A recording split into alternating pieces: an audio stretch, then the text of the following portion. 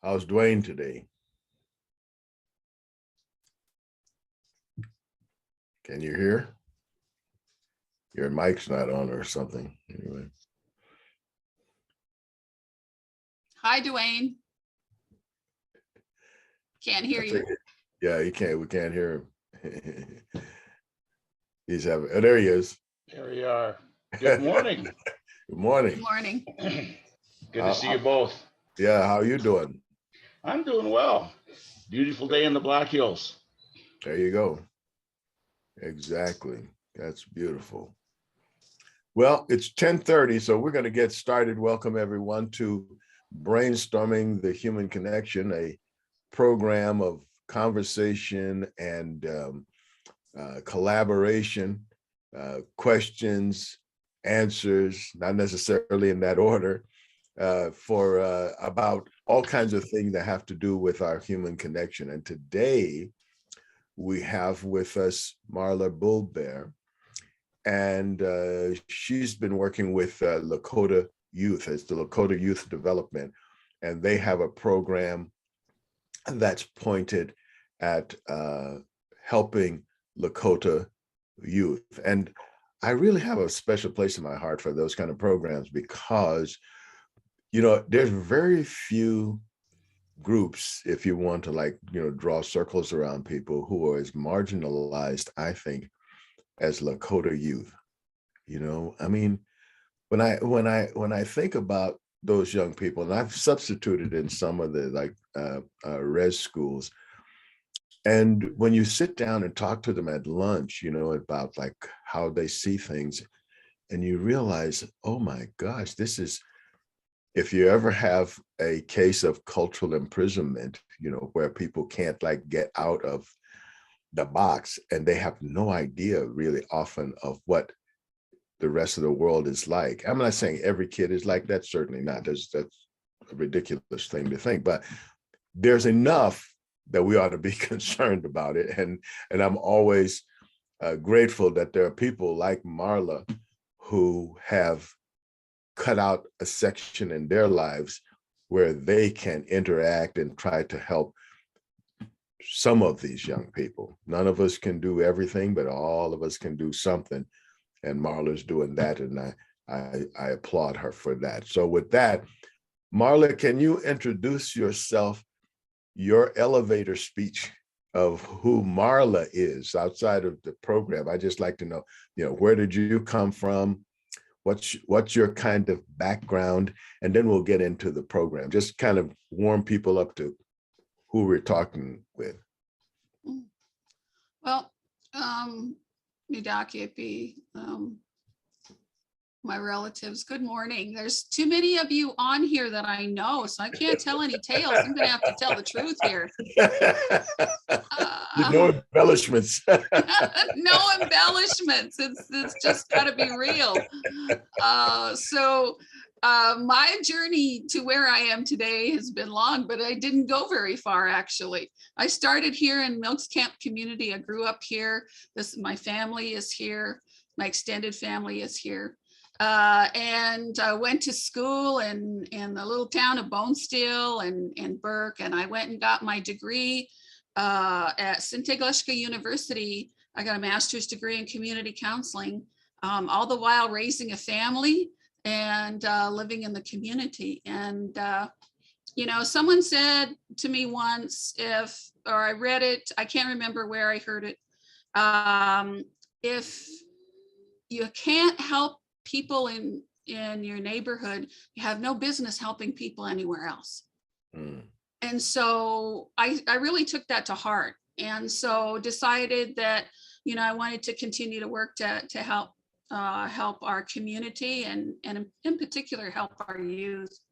I started a nonprofit organization that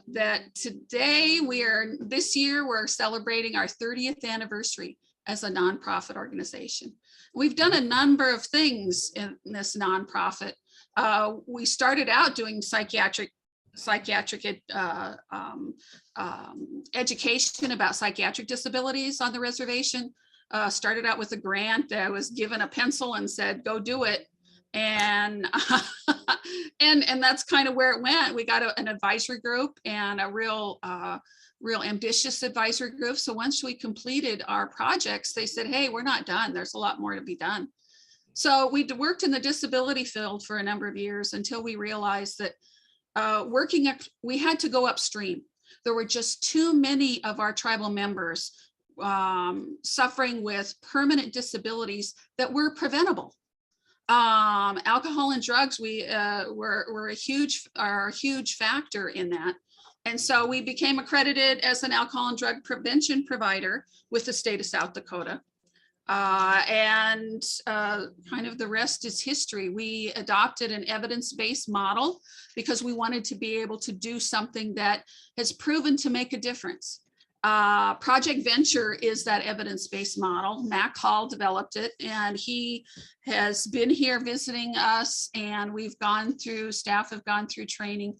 It's really the skeleton of which we put all our cultural teachings on. A few years ago, SAMHSA realized, Center for Substance Abuse and Mental Health Administration realized that culture is prevention. And we knew that. And we were so happy when that was recognized, because a big issue with our youth is the loss of identity. And knowing who they are, where they come from, and the shoulders that they stand on.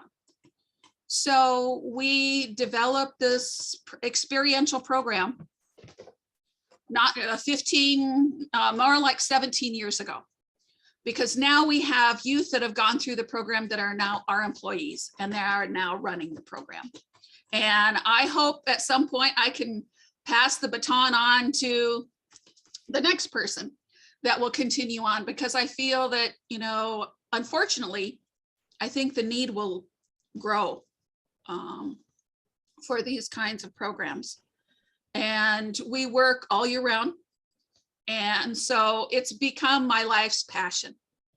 I kind of live and breathe this. My children have all grown up being involved in this in some fashion. My husband was a retired law enforcement officer. He is now my volunteer carpenter. And whatever needs to be done, we just kind of doubled his honey-do list from home to the nonprofit, and I literally live across the street, so from the program, so it's in my blood. That's a heck of a commute. It's a heck of a commute. Yeah, no more snow days for me, unfortunately. No more snow days. Right? No excuses.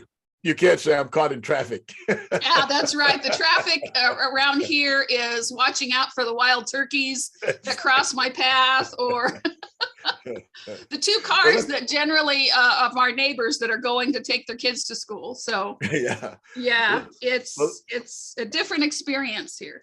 I'll bet it is. Well, let's turn or pivot toward the youth program that you're doing, Lakota Youth Development. And I'd like to give us a kind of picture of the state of Lakota youth that you work with, that, what are some of their challenges day to day? Give us a picture of that, if you would.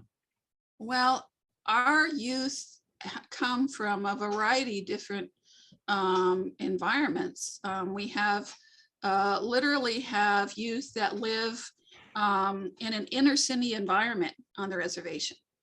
So basically they have little connection to the environment, They have all the issues related to inner city, the violence, the alcohol, drugs, the drug dealing, the gangs, all of those things are always present in our communities.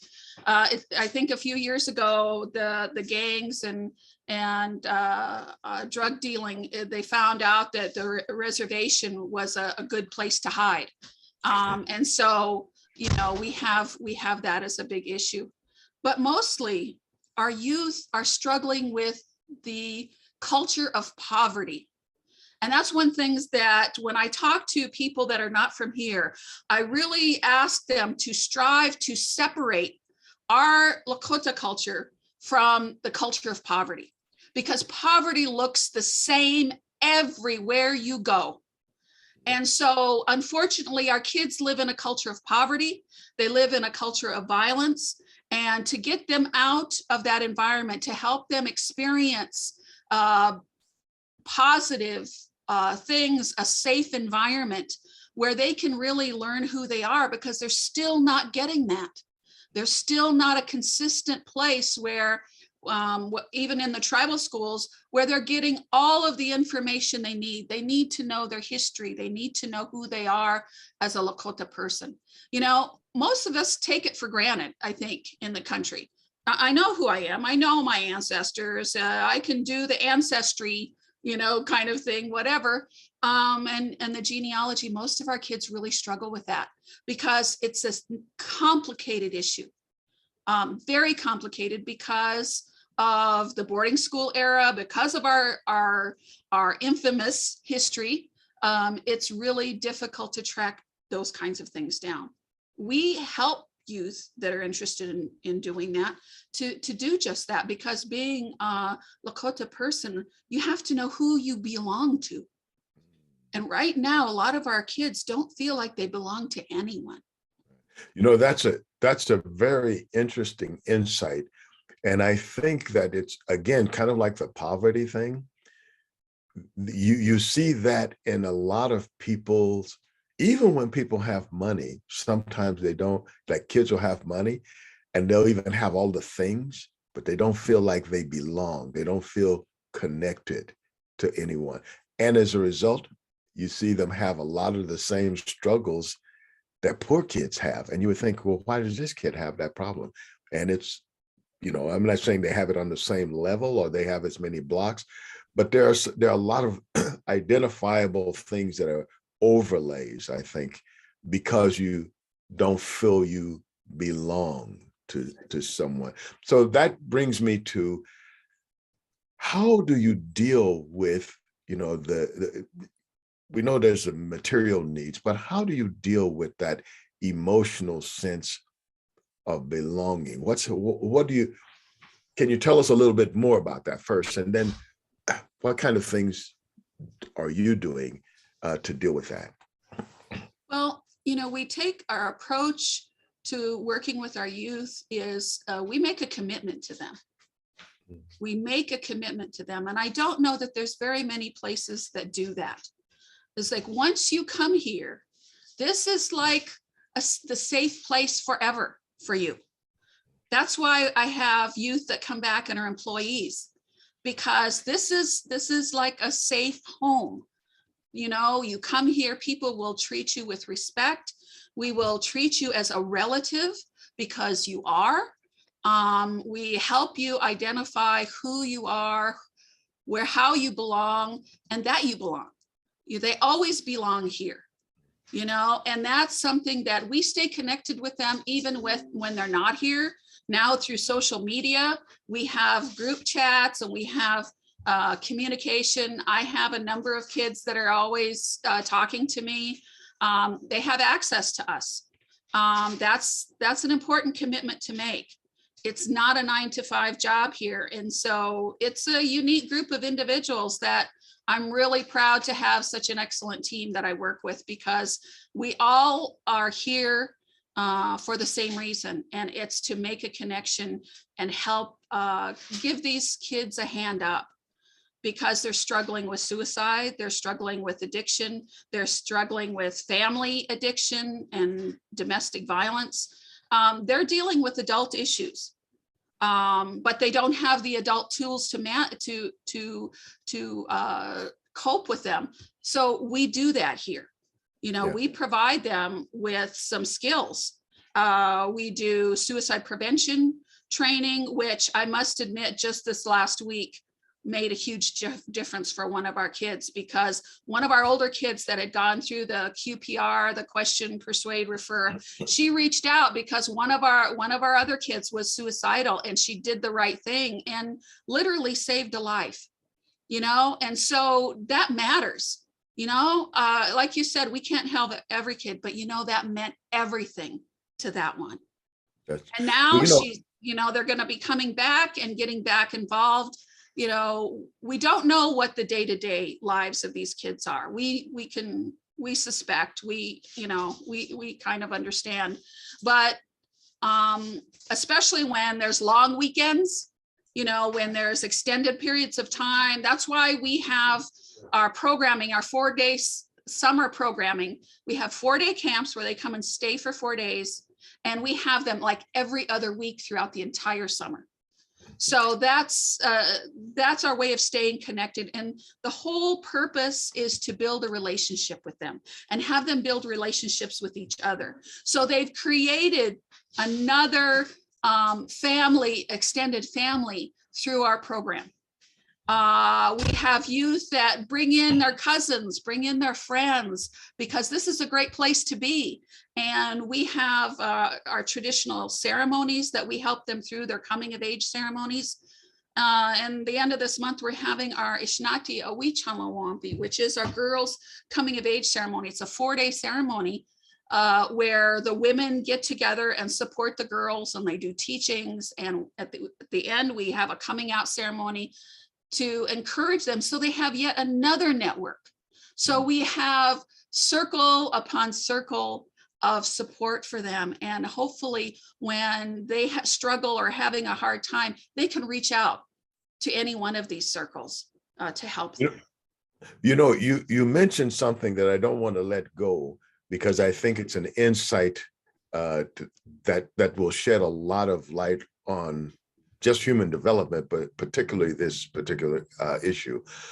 You mentioned that they're still young people, and so they don't have the tools. And one of the things that comes to mind is I'm a foodie, and one of the interesting studies that I saw early in my studies was that baby food is designed for parents, because the parents are going to, quote, make the decision. And so the baby food is designed, and it has too much sugar and salt and other stuff, because the baby has a lot of taste buds in the roof of the mouth, side of the jaw, and everything. But the parents, especially like after 20, they've lost half of the taste buds that they have. So that's why when you feed the baby the food, they want to spit it out because it tastes horrible to them, but then they acclimate. Then later I'm learning that, look, the brain, especially for males, it's not really developed. It's not fully developed when they're 24, and for some people even 27 years old. And so that we're expecting them, because they turn, quote, 18, that they suddenly have the cognitive and executive function to make rational decisions. We often say, oh, you made that choice, that you made a choice, you have to live with that choice. Well, did they really? Because if you don't have the tools, and if you don't have the support to hold you up until you get the tools, that seems like the road to perdition to me, Right. And I like that you mentioned nutrition. One of the things that we realize is that a big problem with our youth is, unhealthy eating. It's terrible on the reservation. It's processed foods. It's gas station snacks. It's a cup of ramen noodles. I mean, it's like you might as well just take a a water bottle and eat it. It's mostly plastic, so the thing is with this is that we're trying to reintroduce healthy eating because we have them for 4 days, right? And so, you know, you can change your diet in 4 days. You can, and so we try to use spices. We have a garden here. So the youth grow the food, and, you know, when you grow it, it tastes just a little bit better. And we have chickens here, so they have fresh eggs. They take care of the chickens. Last fall, we had a day where we dispatched 20 chickens. Now, most of our kids had never done that ever. I mean, I grew up and it was just, that's what you did. You helped with mom, and mom did all the butchering of the chickens. And we had to teach that from the beginning to end. It's like, where do you think those chicken nuggets come from? You know, not the grocery store wrapped in plastic. And the thing is we're trying to teach them to regain the respect of the food, because that's part of our culture. We respected everything. Everything in the universe is our relative. And so we wanted to have, for example, that chicken to have the best life ever, and to have just one bad day, right? We're going to have, the chicken's going to have all the kinds of food. It's going to have place to run. It's going to be able to experience the sunshine. And when we need food, it will have one bad day, you know, and have that respect for whatever it is, whether it's the plants or the chickens.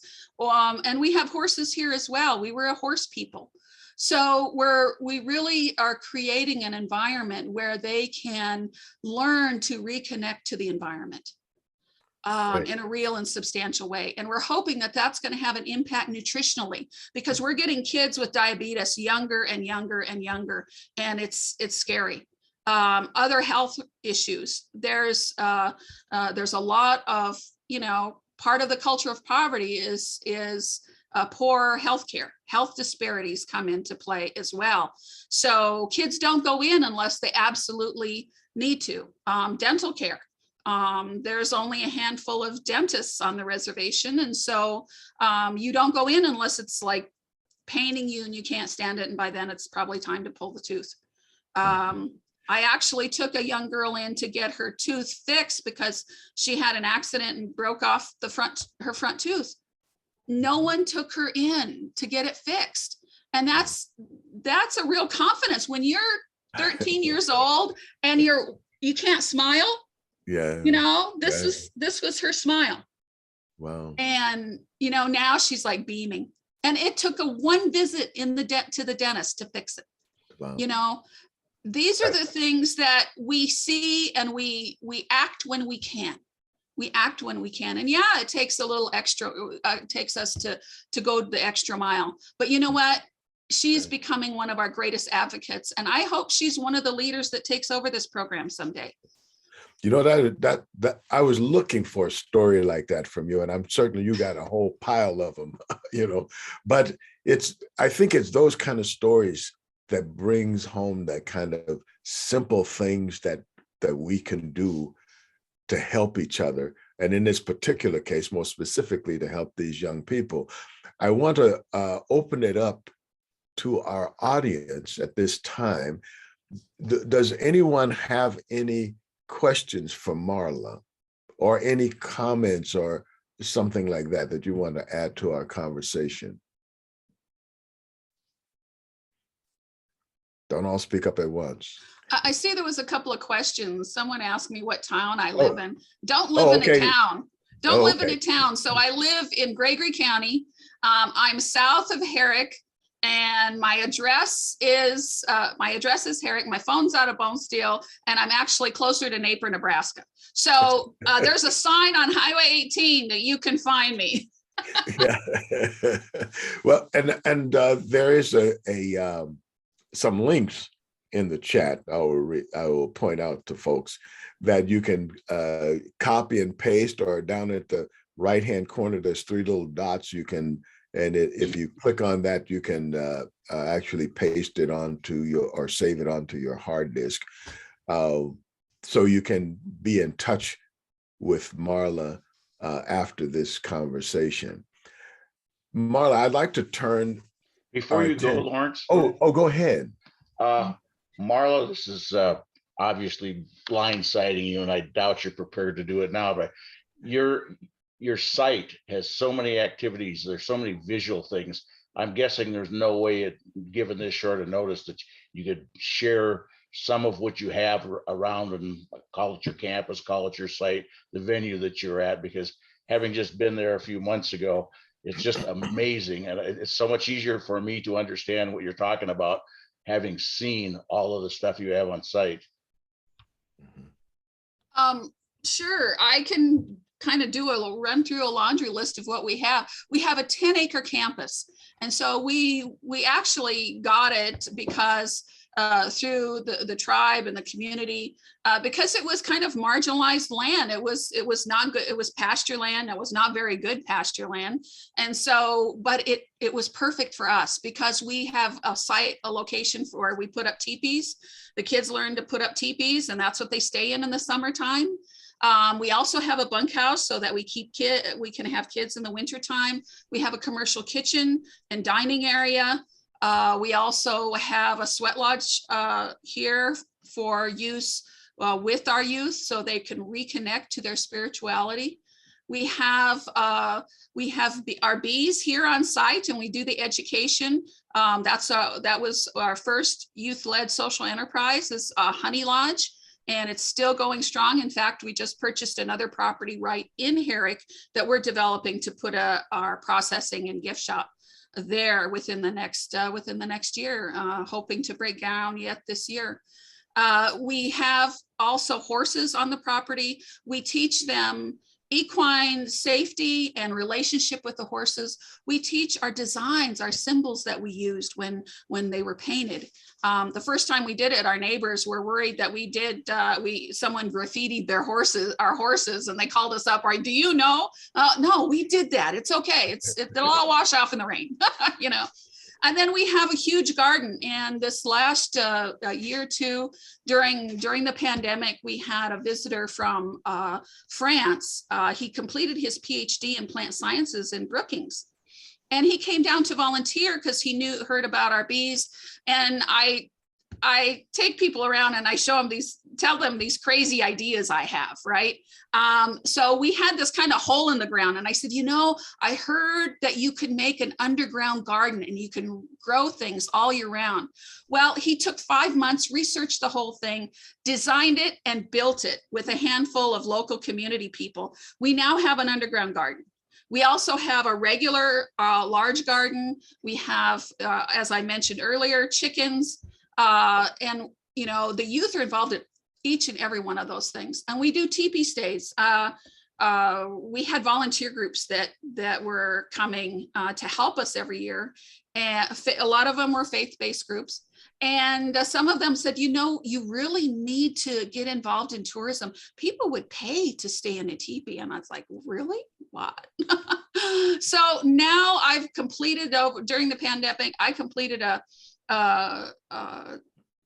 certification course on cultural heritage tourism. You never know what direction this work is going to take us, right? So now we have teepeestays.com. We book through Airbnb and Hip Camp, and we have visitors here, and the kids help to do some of the education and the projects and activities here.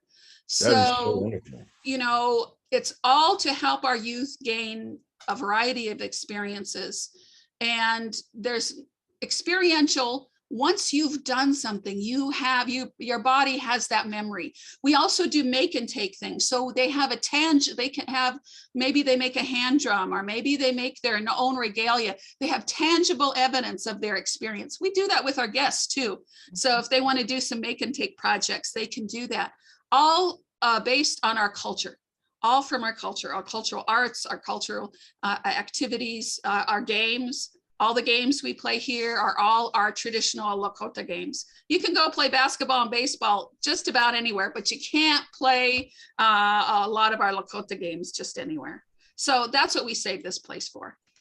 That is and then so we have an wonderful. outdoor amphitheater. We do a movie night, we do performances, and we're hoping that we can build up our amphitheater. It's real simple. We have benches and a stage. but we'd love to have lighting. We'd love to have a sound system, you know, all those things to really be able to do community performances, you know, and really expand the arts in that area for our youth. So thanks, Dwayne, for the nudge to talk about all of those things. Yeah, that's great. We're excited about it.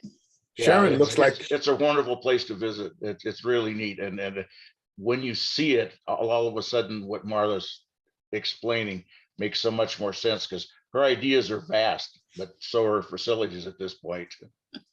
that's great. And thanks again, Dwayne. Sharon, you were chomping at the bit. You had something to add to it. Well, I'm not exactly chomping, but kind of. This is so wonderful. Thank you, Marla, for your work. Who funds you? Does the reservation fund you? Because you're going to need some money along the way. Well, that's been our challenge. We are a contracted alcohol and drug prevention provider through the state of South Dakota Department of Health and Human Services. That's kind of our base funding, but we get foundations, the foundation funding, Northwest Area Foundation. We've had Bush Foundation funding in the past, just a number of places that, and individual donors that come and are inspired to help support us, has really made all the difference for us. Now we're a sub-site for the AmeriCorps Vista program. The main site is in Mission, and we're a sub-site, so we have 2 AmeriCorps Vista workers. And as a result, we've gotten a grant writer, and things have really started looking up for us, because we've, you know, now we're able to we've raised the funds to put up a new process and gift shop for a Honey Lodge building. There are a lot of things that we have to piecemeal together with donations. We have a 10-acre facility, and not everyone's going to want to give us money to buy chicken feed or horse feed, but yet we need to have those things. Just a lot, and we get donations from Patagonia. So in the winter, that's always a need, winter gear for our youth, and they do a fantastic job and outfitting them very well with winter gear. So we just have a growing number of partners that we couldn't do this without them. And we have seasonal helpers and volunteers. Our volunteers are starting to grow, and I'm really excited about that. Prior to the pandemic, we would have like groups of anywhere from 15 to 30 volunteers come from various colleges and churches. But, you know, COVID pretty much took that all away. And I'm hoping that we can bring that back up, because it takes a lot of people to help make this happen. And we certainly don't do it alone. Thank you. Anyone else have questions or comments for Marla? I would like to ask a question. Go ahead, Lenico. Thank you. This is Lenico. This is wonderful what you're doing, Marla, and I commend you and praise you for all the wonderful, honorable work that you're doing. My biggest question is, the children are coming to you, the young people are coming to you, and then they're going home. Some are going home. Where is the parent complement to what you're doing? Is there an organization that is building the same kind of connections to the home as you're providing for strengthening and supporting the kids? Well, I really can't speak to what other programs are doing. I do know this: there are other programs that work with families, and we refer them to those that are on the reservation. They're not always utilized, I know that. And some of them, there's some programs that start up and don't continue on. That's why I think one of the things that we're really proud of is our consistency. You know, we've been running this program for 17 years regardless. And some years we did it all volunteer because we didn't have the money to pay anybody. And so, we work through those tough years and are doing that. The reality is that we have no control over parents or families. And as much as we would love to change the family dynamics, to improve the change of families, all we can do is give our kids the best tools they can to survive and thrive, because at some point they're going to be making decisions for themselves and then they can choose. But right now, we do the best we can to provide them with a safety net. One of the things that we have talked over so many times is the need to become a safe house. Sometimes we've done it anyway, just because we have a kid calling and say, can I come stay with you for a few days?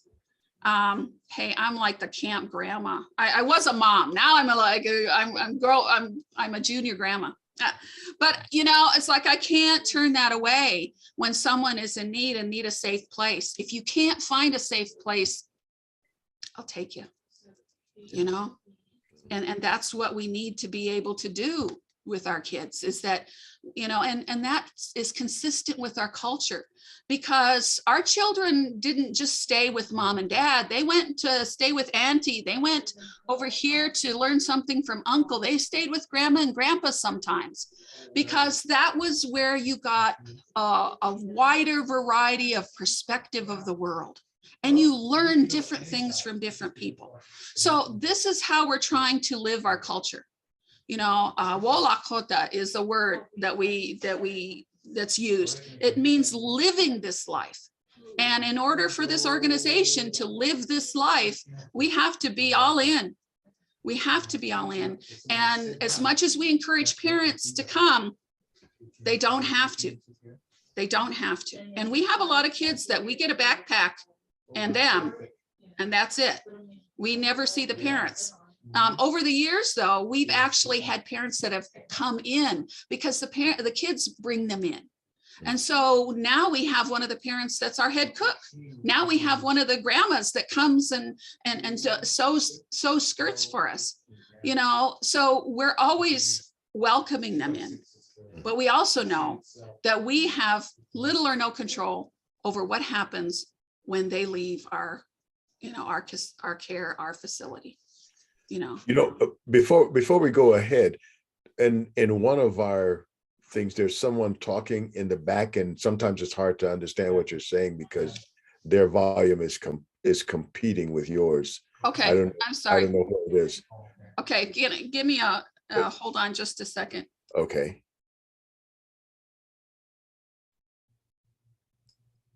Okay, here we go. Hopefully okay. Yeah. Okay. All right. Steve Lindquist, you're trying to add something to our conversation. Yeah, thank you. Hi, Steve. Hey, Hi, Marla. Steve. I haven't seen you in an age. It's been a while. I saw you were on the program and I had to join today. Thanks.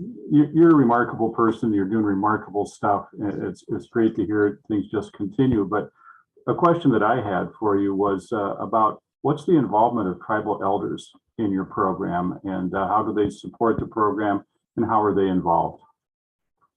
Well, we are a multi-generational program.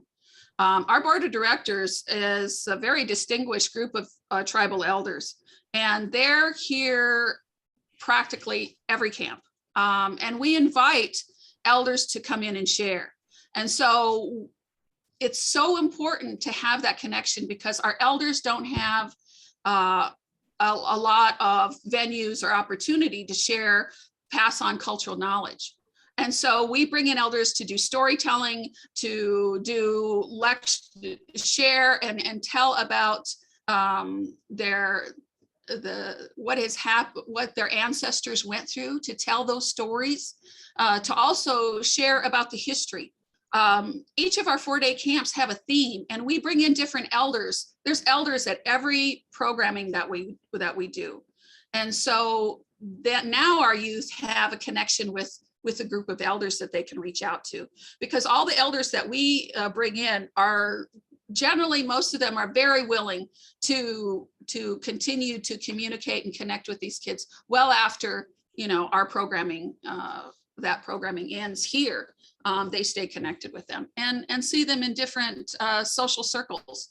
We try to get our youth into Lakota social dancing and powwows and things like that. And so they get to connect and feel more comfortable, because when you get there, the first thing you do is you go recognize your elders. And so they'll have a whole host of elders now, and new elders that they can connect to. And we, the reality is there are people in our community, and this isn't something that's just Lakota. This is everywhere. There are people that are just old, right? And then there are people that are wise, people that know things, that are really elders. And so we search out those elders to come and share, because the kids unfortunately have seen a lot of old people, and they get a kind of jaded perspective, because I know what you do. So that kind of negates everything you're telling me, right? But now we have elders that are in recovery. We do also tobacco prevention. And so we have elders that have quit smoking. I'm one of them. And so we share our experience and our struggles with that. And, some of our elders are the greatest orators you can find. And they just kind of mesmerize. Jerome Kilsmall is a retired professor from SDSU. He comes and does storytelling. He's on our board of directors. He also helps with our spiritual advisor. Our board president is Joseph Marshall III. I don't know if you've read any of his books. He's got like 23 books out or more now. And many of them are really focused on our cultural values. And a couple of his texts are really kind of our core texts that we follow with our programming for our youth, because it's specifically to our community, our Lakota people.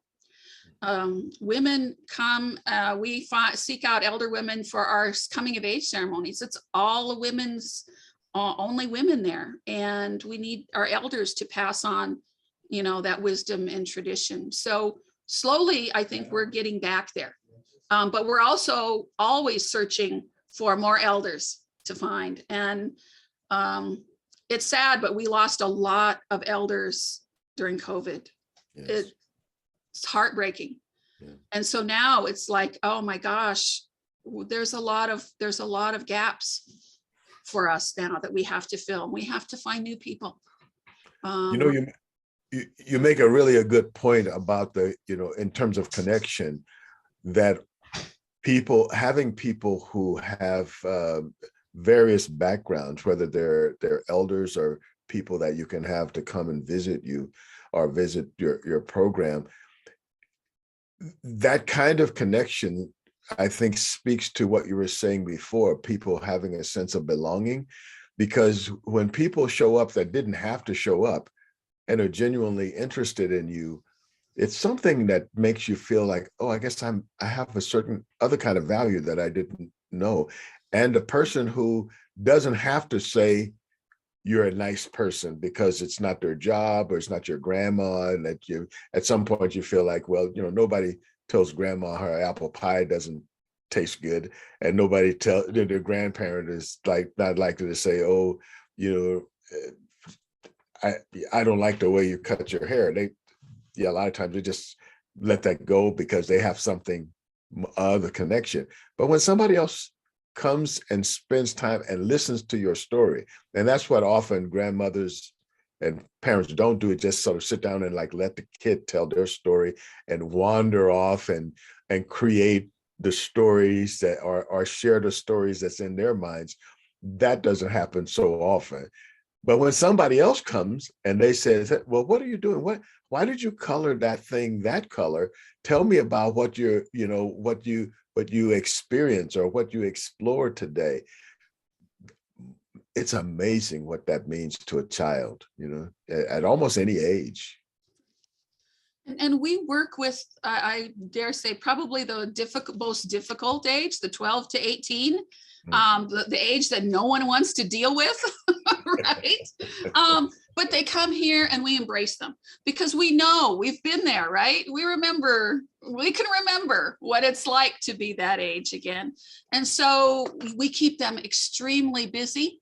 We keep the energy level up, and we continually connect them to good people.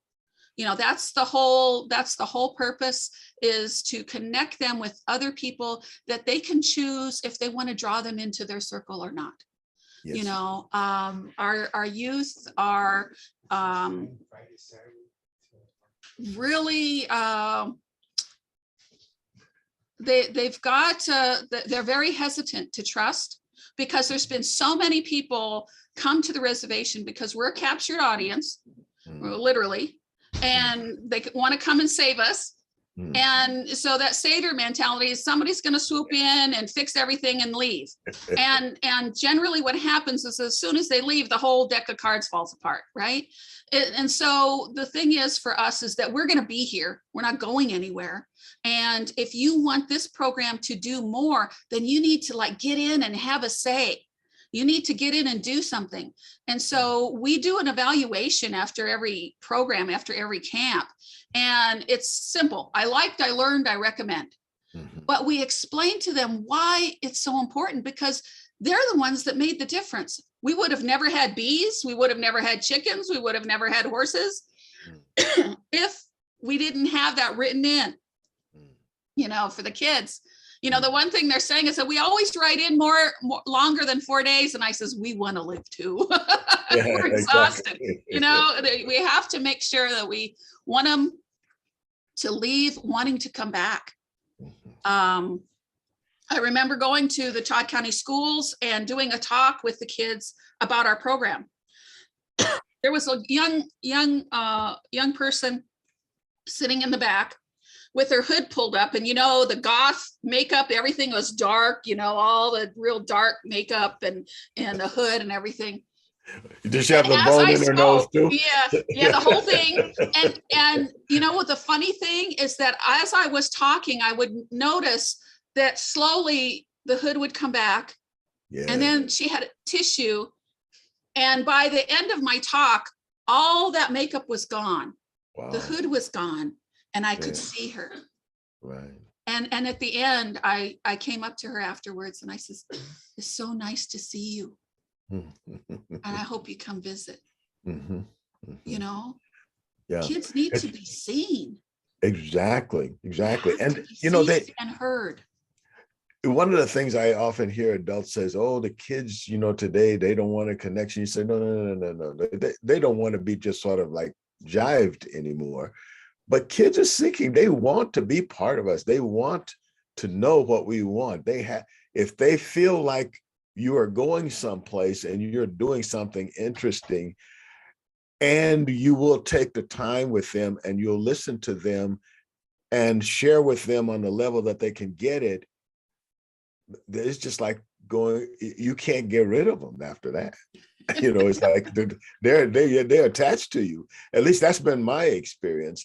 And I want to open up at this point the conversation about what kind of things can the people on this call either share with you, bring to you, or network through their networks to funnel to you. What kind of things do you need us to try to get?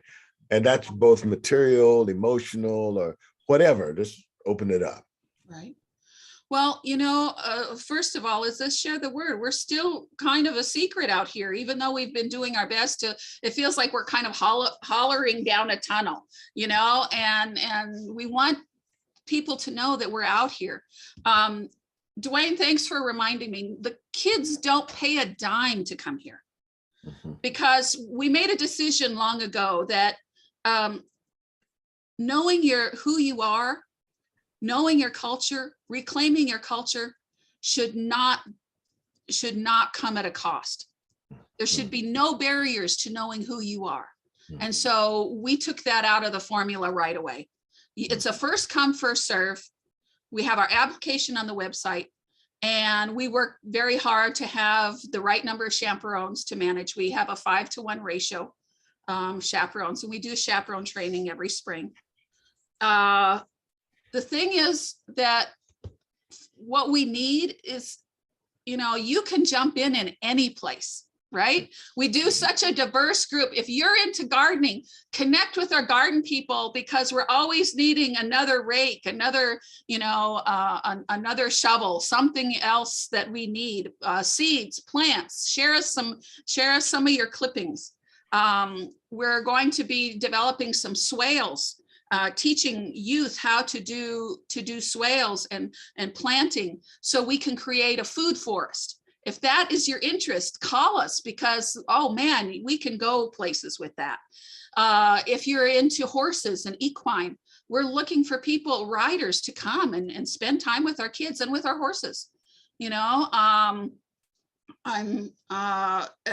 something that I grew up with. My best friend was my horse. I learned a lot about people from my horse. She taught me about boundaries, right? When you're with an 1,100-pound animal, you quickly learn that you're not the big guy in the room. Right? Respect people that are bigger than you. That's what we have to do. So many things. So fishing gear, we're an experiential camp. So we are doing. And as we're doing, we're teaching, we're talking, we're learning. Maybe you want to come out and talk. Maybe you have something to share. Maybe you have some skills that you want to share with us. We're always looking for different opportunities for youth to widen their experience. They never knew anything about bees, neither did I, until I had a friend of mine come and talk about his hobby beekeeping. The next thing I know, we're running a business and we have 50 hives. We never know where it's going to take us. We have a Larissa Fast Horse and a theater group came, and we found out that some of our youth are excellent writers. They wrote a whole play and performed it in 4 days. Yes. They want to do more to that. We have kids that want to learn how to do costume design. We have youth that want to learn sculpture. We have, so there's really, we have a wish list on our website. If this sounds too overwhelming, I was like, oh geez, I just want to give $5. Go ahead and hit the donate button and do that. But if you want to get involved, we'd love to have you. And we'd love to have a conversation with you. Who do you know that would be a good partner for us, that, could help on some other end, whether it's meeting kids' basic needs, food programs. One of the things we have a challenge is feeding kids healthy foods. That's why we have a garden. We did a buffalo harvest. We got some donations to be able to purchase a buffalo. And so we did that as a teaching experience.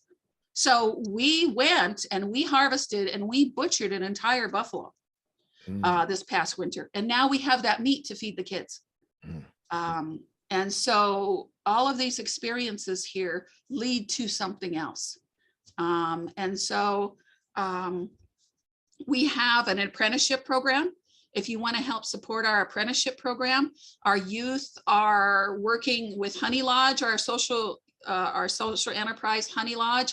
They're also working with teepee stays and doing cultural heritage tourism. We are inviting a chef to come. We want to have a chef come and teach for our tourist groups that come, to provide a traditional gourmet level meal. Now, if you have some ins with that, know a chef friend that wants to come and help out. Maybe you're in the hospitality business, know somebody in the hospitality business that's willing to come train our youth on how to be good servers, because that's what they're going to be doing next year. We're going to be getting tour buses and kids are going to have summer jobs. So, there's any number of things. Maybe you just want to help feed the horses in the winter and you want to buy a couple of bales for us. Let us know. Help us with our vet bill. The thing is we take care of all the living things that we have here. We're responsible for a lot of living things. the land, the gardens, the chickens, the horses, all of these things need constant care every day. Do you know a volunteer group that wants to come help? Expand our chicken coop, develop our food forest, or simply come and share with you. So, I could go on and on. Well, there's a lot of room there, and There's a lot of room there. So if people are just even a little bit creative, boy, I think that there could be a lot of fun for all those who would care to get involved. And I will say that a lot of times people think, well, let me do it for the kids. I will almost guarantee that you will get a lot more out of it than the kids can ever get, because there's just a powerful thing that happens when you bring something that you have and realize that the thing that it's just like off the cuff almost that you do, you almost take it for granted, and how much it means to a young person, or how much it means that even that you just showed up. It's amazing how much that means. So I'm hoping that the folks who are on this Zoom conference can get their cerebellums churning and coming up with some ideas, and make sure they copy and paste somewhere that your web link, so that they can go to your website and communicate with you and share with you the kinds of talents or resources that they have. And all of us know somebody. Just because we've been around for a while, we know somebody, and maybe if we don't have something, they do. In this last 5 minutes or 4 minutes or so, Marla, how do you have anything else that you would like to say that we haven't covered? Well, I think the thing is that when I talk about our youth, I'm not going to lament. I don't like to spend a lot of time on what's the bad things, okay? Because everybody goes right to that, right? How bad it is on the reservation, how bad things are. But you know what? Our youth need some positive, bright lights. We need people to come, be positive, share positive things, give them more opportunities. We're a strength-based program. And so we're always trying to find new opportunities for youth to find their strengths. We didn't, most of us didn't come into our professions, high school, college, dream job. It just doesn't work that straight line. It more looks like a bee's route to the flower, right? And so our youth, maybe we can help shore that up if we can give youth enough experiences so they can find out, hey, I'm interested, I want to try this, or I'm good at this. I've had kids that have written on their evaluations, I'm glad I came because now I'm good at something. Oh, yes. And it just broke my heart, because how long did this kid go around and not believe he was good at anything? Yep. And all of our kids have wonderful talent, just given the opportunity. Equality is something that, and equity are two different things, right? Yes. You can't just give our kids the same thing that every other kid gets, because we're all standing in a 6-foot hole, and we got to get out of that first. Yeah. So we need a little bit more hand up. Yes. And we're trying to do that, connect with youth, with all types of experiences and in positive ways, and give them skills. One of the things that we're talking about is, maybe we need to give kids, with all the violence in the world, we need to help someone teach them self-defense, teach them more life skills. We focus on life skills. We do traditional peacemaking here. But there are so many different things that you think about, all the things you have in your toolbox and where you picked them up at. what could you pass on to youth and save them the struggle of what you went through to learn that skill? You know, whether it's people skills, whether it's self-advocacy.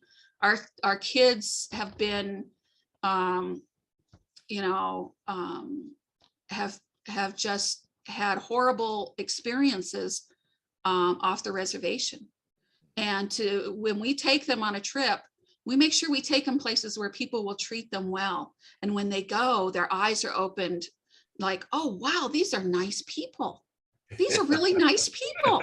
You know, I hate to say that, but they're shocked because, Yeah, you know, it's expected that they're going to be followed around the store. It's expected that they're going to be looked at, or last one to be helped, you know, and in line and things. So, but when someone comes and treats them like royalty, it's like, wow.